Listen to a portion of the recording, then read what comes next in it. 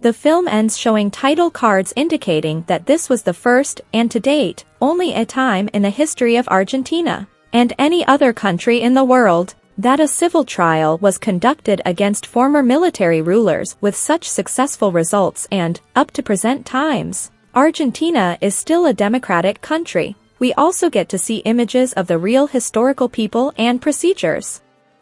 The film recounts the efforts to prosecute the heads of the military juntas that ruthlessly ruled Argentina between 1976 and 1983. It is 1985. The country has transitioned to a peaceful democracy under Raúl Alfonsín. Prosecutor Julio Stracera, Ricardo Darín, is given, by presidential decree, the commission of bringing to trial the ringleaders of the last military dictatorship that, with an iron fist, during the so-called national reorganization process, terrorized and kept under strict control and close eye the whole of the Argentine population, undertaking thousands of extrajudicial incarcerations, tortures, questionings and forced disappearances, all using the excuse of keeping order and pursuing the subversives. From the beginning, it is seen as an all but impossible task since the military leaders allude that no one other than the armed forces themselves could scrutinize them, thus making them untouchable, and they refuse to acknowledge the authority of the assembled civil tribunal. Moreover, to avoid the possibility of colliding with contemporary peers who could find themselves biased towards the former rules and look for mechanisms to acquit them, considering the numerous crimes that loom over them all, Stracera puts together a team of younger, albeit mostly inexperienced attorneys and law students, including up-and-comer co-prosecutor Luis Moreno Ocampo, who proves to be stand-up and driven, although, in more than one occasion, hot-headed and extremely conflicted, because the majority of his own family, being supporters of the previous regime, disapprove of his participation in these procedures.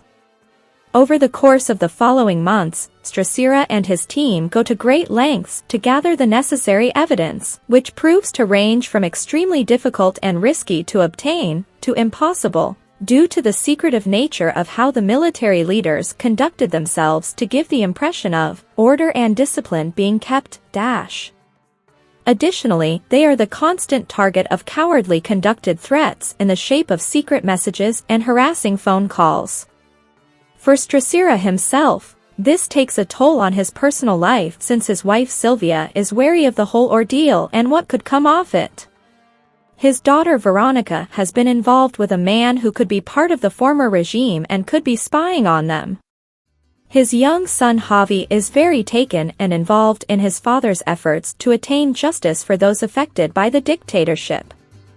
The initial hearings of the trial are marked by harrowing testimonies of survivors of the regime, who give, at large, details of how they were forcefully removed from their homes or pursued elsewhere, prolongedly and illegally detained, submitted to questionings, different forms of torture, how people who were supposed to be their friends and relatives, in many occasions and in exchange for leniency or a personal favor, denounced them to the authorities, and those who were not so lucky and ended up getting extrajudicially murdered or disappeared never to be found again.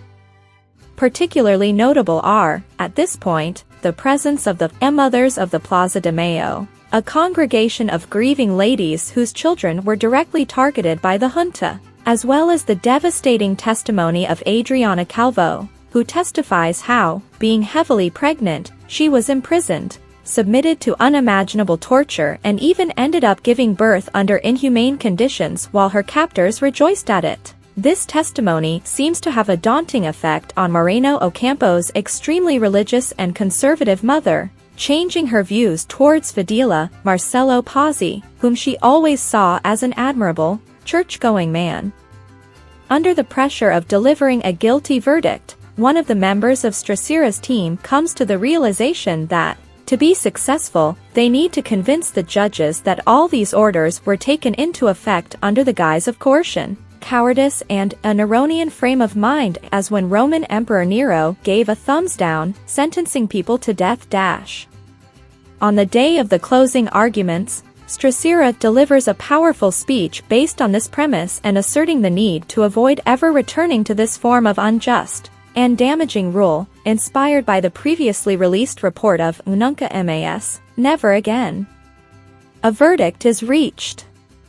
Videla and his second-in-command, Massera, are sentenced to life imprisonment, whereas the rest of the leaders varied from the other highest ones in rank, getting anywhere between 4 and 17 years of imprisonment to the lower-ranking ones being acquitted. Moreno Ocampo does not seem pleased with this resolution since he believed they all deserved to get life in prison, while Stracera sees this as an unprecedented victory. His own family celebrates it and he even gets to share the news with his dying colleague and mentor, Russo, who was hopeful this would happen.